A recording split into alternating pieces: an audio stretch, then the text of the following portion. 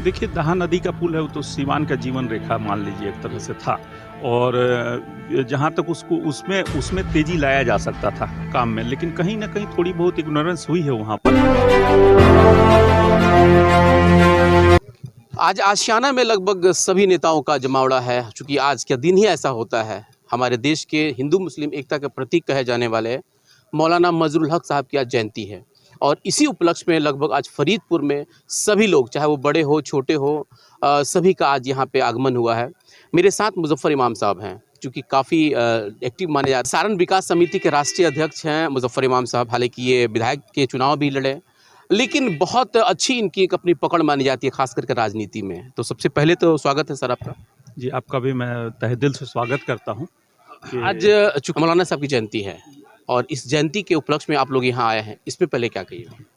मौलाना साहब की जयंती है, मौलाना मजलक साहब की। ये कोई नई बात नहीं है, हम लोग हर साल आते हैं यहाँ से। जब से हम लोग राजनीति में कदम रखे हैं तब से हम लोग यहाँ आते हैं। और ये सीवान की एक लिहाज से देखा जाए तो ये सीवान की तारीख़ है, ये इस शख्सियत को तारीख़ माना जाएगा जिस पे सीवान गर्व करता है। और आज के दिन हमेशा हम लोग आते हैं, लेकिन इस साल हमको लगता है कि जो यहाँ का प्रभारी मंत्री बिहार सरकार की तरफ से हुआ करता था, हर साल कोई ना कोई प्रभारी मंत्री यहाँ पर आते थे उनके मज़ार पे माल्यार्पण करने के लिए। लेकिन इस साल बिहार सरकार से कोई मंत्री नहीं आया, बल्कि बिहार सरकार को इसमें भेजना चाहिए कि किसी मंत्री को इसको माल्यार्पण करने के लिए। लेकिन चलिए, कोई बात नहीं, ज़िला पदाधिकारी और अन्य पदाधिकारी और ज़िला के कई विधायक और सारे लोग मौजूद रहे यहाँ पर और अच्छे ढंग से मनाएगा। आपने एक बात कहा कि यहाँ पे जो प्रभारी मंत्री हैं उनको आना चाहिए था। एक तरफ जहाँ केंद्र सरकार अमृत महोत्सव मना रही है, अपने इतिहास को खंगाल रही है, उन योद्धाओं को याद कर रही है, और दूसरी तरफ जो हमारी संस्कृति, जो हमारी सभ्यता को स्थापित जिन लोगों ने किया, उनको कहीं ना कहीं अगर देखा जाए तो अगर प्रभारी मंत्री नहीं आ रहे हैं तो ये एक तरह से कहा जाए तो सही नहीं है। इसको दोनों आप कैसे देखते हैं, ये दो चीज़ें एक नज़र से कैसे देख सकते हैं? देखिए, हो सकता है बिहार सरकार का बहुत से उत्तर प्रदेश चुनाव चल रहा है और बहुत तरह से इंगेजमेंट रह रही है मंत्रियों की, प्रभारी बना करके मंत्री कई राज्यों में चुनाव वहाँ भेजे जा रहे हैं।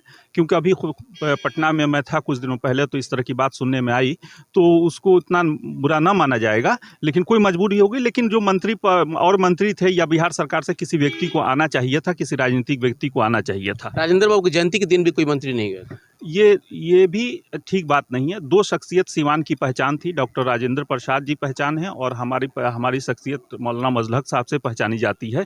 हम लोग पूर्व में भी यहाँ पर विकास की हमेशा बातें होती रहीं, लेकिन यहाँ प्राइवेट जो विकास अभी हो रहा है, ये उनके परिवार और प्राइवेट लोग यहाँ पे कर रहे हैं। और सरकार की तरफ से भी कुछ विकास की हुई है यहाँ पर, लेकिन हम इन लोग से आग्रह करेंगे कि सीवान में अगर दो लोग यहाँ के जानने वाले लोग हैं, मौलाना मजलक साहब हो गए, डॉक्टर राजेंद्र बाबू हो गए। केंद्र सरकार से हम पहले भी इस बात की मांग करते रहे कि बिहार में 3 केंद्रीय विश्वविद्यालय आया था, उस वक्त भी हम इस मुद्दे को ऊपर बढ़ाए थे कि 3 केंद्रीय विश्वविद्यालय में एक विश्वविद्यालय सीवान पर मौलाना मजलक और डॉक्टर राजेंद्र प्रसाद जी के नाम पे दिया जाए, लेकिन इत्तेफाक नहीं हुआ। यहाँ के जनप्रतिनिधि, यहाँ के MP महाराजगंज के भी हम सबसे मांग करते हैं कि इस सरकार में, NDA सरकार खुले दिल से ही काम कर रही है, कहीं काम में दिक्कत नहीं है, ना सरकार के पास पैसे की कमी है। तो इन लोगों के नाम पर देश और दुनिया में हर जगह कोई ना कोई इंस्टीट्यूशन, कोई इदारा, रोड, सड़क, पुल, हर चीज़ बना हुआ है, लेकिन सीवान जिस जगह ये रहने वाले हैं वहाँ इनके नाम पे कुछ दिखता नहीं है। तो ये सीवान के लिए ठीक नहीं है, निंदनीय है। इसको किसी गलती कहेंगे? अब देखिए, जो अभी की बात नहीं है, पूर्व की जो सरकारें रही हैं, पूर्व की जो सरकार रही है और आज की जो सरकार है, हम इसमें सबकी मिली-जुली भागीदारी। अभी वर्तमान के जो जनप्रतिनिधि है, ये भी सदन में आवाज़ नहीं उठा। एक बात बताइए कि आप लोग बार-बार, चूँकि जो भी NDA के नेता होते हैं वो पूर्व की तुलना वर्तमान से करते हैं, क्या ये मतलब सही लगता है क्या?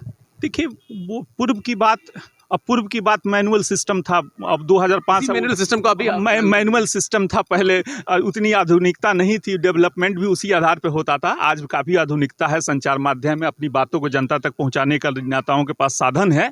तो उस तरह के आज विकास उस तरह से हो रहा है। आज एक मेरा आखिरी सवाल है कि जिस तरीके से, जिस जगह पे आप आए हुए हैं, मौलाना साहब के घर आए हुए हैं, फरीदपुर में आए हुए हैं, इसे पर्यटक स्थल में तब्दील नहीं किया गया है। मेला तो लग रहा है, लेकिन इस पे वो चीज़ें सिर्फ आज के बाद से फिर खामोशी रह जाती है। इसको कैसे नजर? टेक्निकल उसमें प्रॉब्लम है। टेक्निकल प्रॉब्लम ये है कि उसमें जो है, ये जो स्थान है उसको बिहार सरकार को सौंपना पड़ेगा।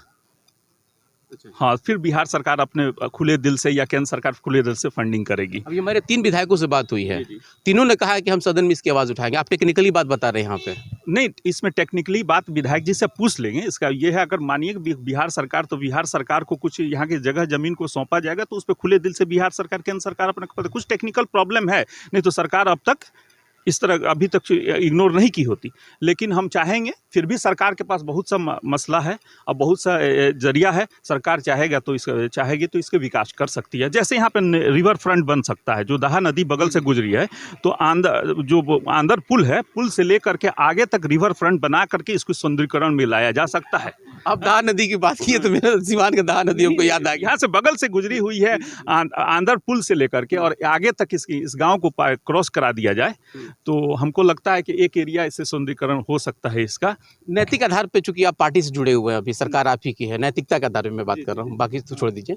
दाहा नदी पुल का मामला भी आप देखिए कि लगभग 6 महीने से हमने भी बहुत खबर चलाया, उसका काफ़ी ज्वलंत मुद्दा बना हुआ है, लोग बहुत पीड़ित हैं, उस पर किसी की कोई सुनवाई नहीं थी, किसी के ऊपर FIR नहीं हुआ, कोई ऐसा मतलब सामने नहीं आया जो उसकी जिम्मेवारी ले। इसमें कैसा आप क्या देखते हैं? देखिए, दाहा नदी का पुल है, वो तो सीवान का जीवन रेखा मान लीजिए एक तरह से था, और जहाँ तक उसको उसमें तेज़ी लाया जा सकता था काम में, लेकिन कहीं ना कहीं थोड़ी बहुत इग्नोरेंस हुई है वहाँ पर, और लेकिन उसमें काम लग गया है। जल्द से जल्द पुल एक दिन में नहीं बनता है जी।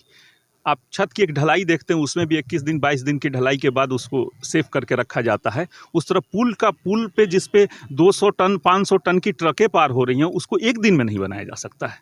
आप भी वही बात कर रहे हैं जो यहाँ के वर्तमान सांसद प्रत्याशी सिंह ने कहा था। नहीं, वो बात सेना बना लेती 24 घंटे, लेकिन उसके बगल में बहुत सा रास्ता, तो उसके आगे आगे छोटे छोटे जो जगह हैं, दाहा नदी में बहुत कम पानी होता है, तो उसके लिए डाइवर्सन वगैरह रूट वगैरह बनाया जा सकता है, पीपा पुल वगैरह टाइप का कुछ दिया जा सकता था। लेकिन कहीं ना कहीं प्रशासन जो है 5 महीनों से चुनाव में फंसी हुई थी, और उधर नदी का पानी काफ़ी ज़्यादा था। 4 महीना बरसात का काफ़ी बरसात हुई, तो नदी का पानी का लेवल जो है वो काफ़ी घटा नहीं। लेवल उसमें बाहर से टीम आई थी जांच के लिए, जिला पदाधिकारी और लोगों से मुझे पता लगा कि बाहर से जो टीम आई थी वो जांच तब करने को चाह रही थी कि जब नदी का पानी डाउन होगा तब हम जांच करें।